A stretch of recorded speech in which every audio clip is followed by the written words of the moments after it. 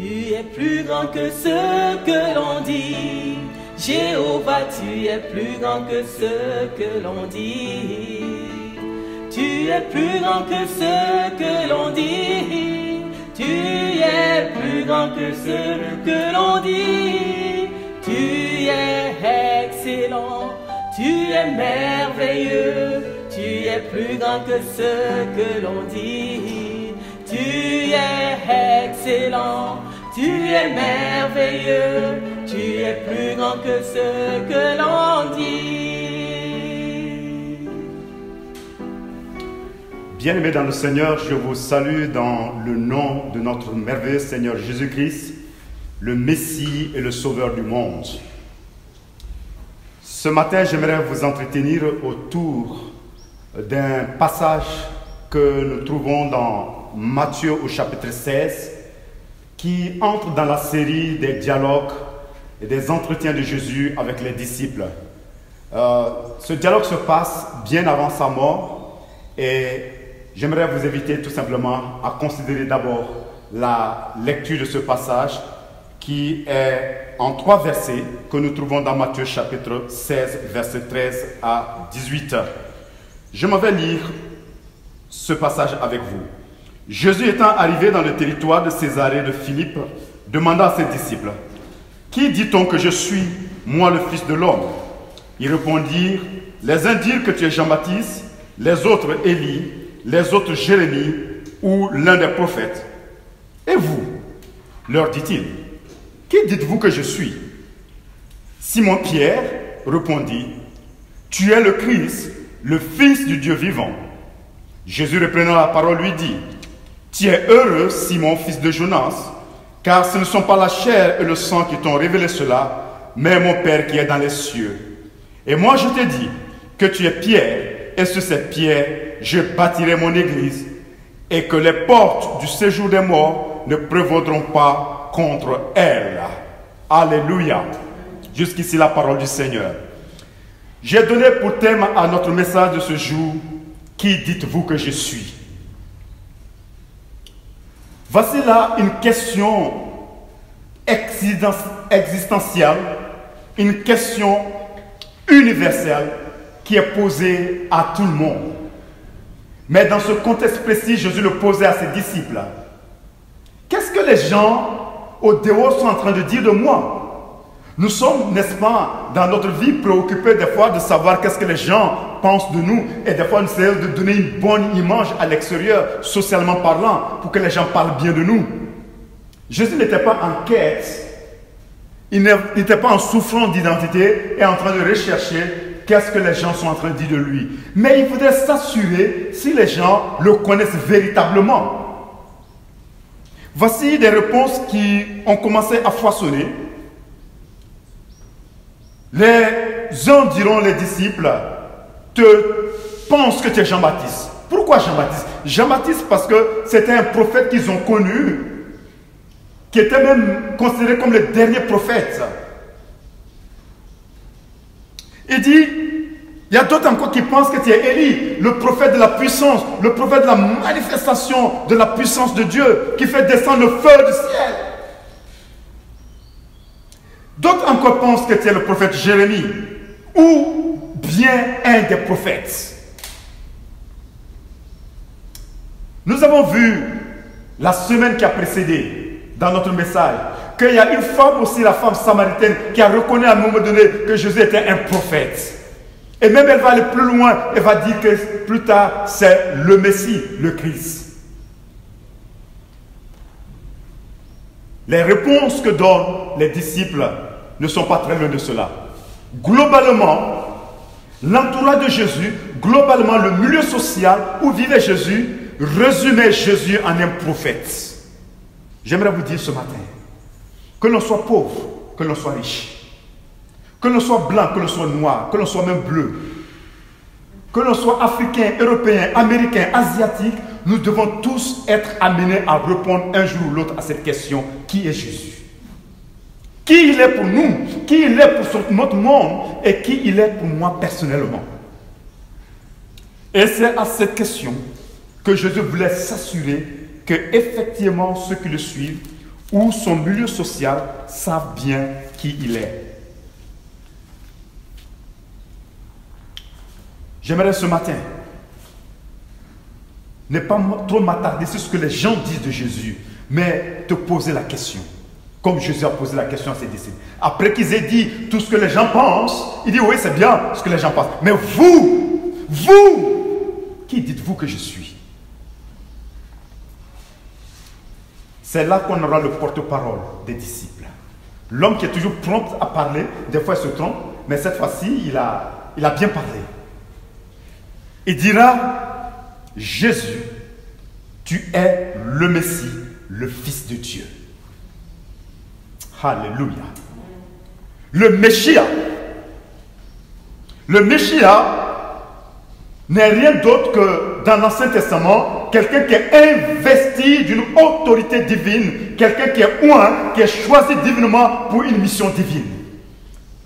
Pierre était en train de dire à Jésus, tu es cette personne choisie, tu es cette personne attendue, tu es cette personne que les prophètes ont annoncée, tu es cette personne que les prophètes ont dit qu'il doit venir, tu es cette personne qui est venue, tu es le Messia, tu es le Fils de Dieu, celui qui est attendu, celui qui a été annoncé.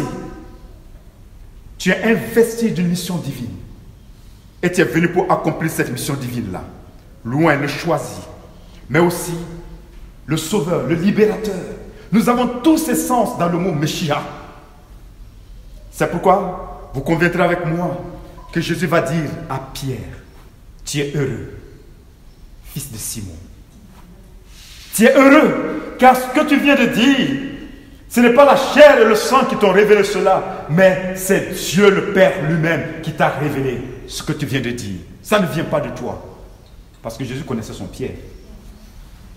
Il savait qu'il était capable des choses excellentes, mais qu'il était capable aussi des choses les plus terribles. Quand il lui annonçait sa mort, il a dit, quelques passages plus loin, d'ailleurs c'est le même texte, il va dire plus loin, oh, non, que cela n'arrive, tu ne vas pas mourir. Il fallait bien que Jésus meure pour que nous soyons sauvés. Et Jésus dit, arrière de moi Satan. Mais là, dans ce passage, Jésus reconnaît que ce que Pierre a dit est une révélation de Dieu. J'aimerais bien insister sur ce mot révélation de Dieu. Sans la révélation de Dieu, il nous est incapable, il nous est impossible. Nous devenons incapables de connaître qui est Jésus. La révélation fait toute la différence. La révélation change tout. On peut te bombarder de théories religieuses, on peut te bombarder même de versets bibliques, on peut te faire enseigner toute la Bible. Si Dieu ne se révèle pas à toi, si Dieu ne révèle pas à Jésus, tu ne peux pas connaître Jésus. Pierre reçoit la révélation de qui est Jésus. À partir de cette révélation, Jésus va rebondir et va réagir sur cette déclaration de Pierre. Non seulement il dit qu'il est heureux, mais j'aimerais dire ce matin que toutes les personnes qui reçoivent la révélation sont heureux. Tous les Simons qui reçoivent une révélation de qui est Jésus, ils sont heureux. Le Messia, le libérateur, le sauveur. Mais Jésus va ajouter quelque chose d'autre. Il va dire à Pierre ceci, tu es Pierre, sur cette pierre, je bâtirai mon église. Il faut comprendre la langue grecque. En son temps, quand ça a été traduit, le Nouveau Testament a été traduit en grec, ce n'est pas des pierres et pierres qui se suivent. Jésus va dire exactement ces paroles-là. Tu es Pétros. Pétros, c'est la petite pierre. Sur cette Pétra, c'est le rocher, la grosse pierre. Je bâtirai mon église. Jésus, en disant cela, était en train, non pas de qualifier Pierre, comme certains le disent. Il est le fondateur de l'église, il est le premier chef de l'église, le premier apôtre, il a la primauté sur tous les autres apôtres, que Pierre était celui qui a été institué divinement et qu'il y aura une succession après apostolique à partir de Pierre, qui est le premier pape. Ce n'est pas exactement ce que Jésus était en train de dire. Jésus dit, Pierre, petite pierre, Pétros, écoute, sur le rocher sur lequel je me tiens, et ça vaut la peine de visiter celui en Israël. Jésus, en disant, en faisant cette déclaration, se tenait devant un rocher immense, un rocher gigantesque. J'ai eu le privilège de voir ce rocher devant lequel Jésus se tenait pour déclarer cela, pour faire cette déclaration. Quand il dit, je bâtirai mon église sur le pétrin, je bâtirai mon église sur le rocher, il ajoutera, ni la mort, ni le séjour des morts ne prévaudra contre cette église que je bâtis. Sur quoi? Pas sur le pétros, mais sur le pétrin. Jésus savait que bâtir l'église sur pierre, un gars vacillant, un gars incertain, un gars qui change, l'église ne tiendra pas. Mais en bâtissant son église sur le pétrin, le rocher, c'est roc, cette pierre solide, inébranlable, l'église tiendra. C'est pourquoi il dira, ni la mort, ni le séjour des morts ne prévaudra contre l'église. J'aimerais dire qu'il y a beaucoup d'images qui ont été données des fois par Jésus lui-même. Une fois il enseigne, il dit, il vaut mieux bâtir sa maison sur le roc. On est sage quand on fait cela. Si on bâtit sur le sable, on est fou ou on est insensé. Cette maison, l'église, que Jésus est venu bâtir, était bâtie sur le roc. Parce que dans cette même parabole que Jésus donnait à ses disciples en son temps, il dit, écoutez, le temps viendra où la pluie va s'abattre sur la maison. Les vents viendront sur la maison. Les tempêtes viendront sur la maison. Si votre maison est bâtie sur le sable, elle s'écroulera. On ne reconnaît même pas là où elle est. Si, cependant, les mêmes intempéries se manifestent et que votre maison est bâtie sur le rocher, elle subsistera parce que rien ne peut détruire cette maison. C'est pourquoi Jésus lui-même décide de bâtir son église, non pas sur n'importe quoi, mais sur le rocher, sur le pétrin. Les vents sont venus. Dans l'histoire de l'église, les pluies sont abattues sur l'église. Les vents sont venus sur l'église. Les intempéries de toutes sortes sont venues sur l'église. Des vents violents, des tempêtes atroces ont fait leur apparition dans l'église. Excusez-moi, aucune de ces intempéries, de ces vents, n'ont pu terrasser l'église, n'ont plus destituer l'église, n'ont plus mettre l'église à genoux. Tout simplement parce que l'architecte de l'église, le maître d'ouvrage de l'église, le maître d'œuvre de l'église, tout cela, c'est Jésus lui-même qui bâtit son église. Je bénis le Seigneur que l'église n'est pas une affaire d'homme. Si l'église était une affaire d'homme, l'église aurait disparu aujourd'hui. L'église a fait des bêtises dans l'histoire. L'église aurait juste fermé, bouclé ses portes et remis ses clés au propriétaire. Ce n'est pas une affaire d'homme. Quand je regarde des hommes aujourd'hui, j'ai l'impression qu'ils ont l'impression que l'église a commencé par eux et c'est eux qui sont en train de faire l'histoire de l'église, qui sont en train de faire l'église. L'homme ne fait pas l'église. C'est Jésus qui est l'architecte de son église. Oui, on se présente, mon église a 1000 membres, elle a 10 000 membres, elle a 50 000 membres, elle est grande. J'aimerais te rappeler simplement ceci. Depuis que Jésus a bâti son église, l'église aujourd'hui compte 2,6 milliards de personnes. Un peu d'humilité, un peu d'eau dans nos déclarations. Nous ne sommes pas ceux qui bâtissons l'église. Jésus est le bâtisseur de son église. Ce matin, j'aimerais nous encourager. Nous vivons des temps spéciaux, des moments où l'église passe aussi par des moments de vent, de pluie, d'intempéries, de tempêtes qui s'abattent sur l'église. J'en veux pour exemple mon pays, le Burkina Faso, où actuellement l'église est sous une persécution. Mais j'aimerais dire à quelqu'un ce matin, l'église subsistera. L'église résistera. L'église a 2000 ans. Elle n'a pas 20 ans. Elle n'a pas 50 ans. Elle n'a pas 100 ans, l'âge normal de l'homme le plus vieux qui pourrait exister au Burkina Faso. L'église a 2000 ans. Et elle subsistera.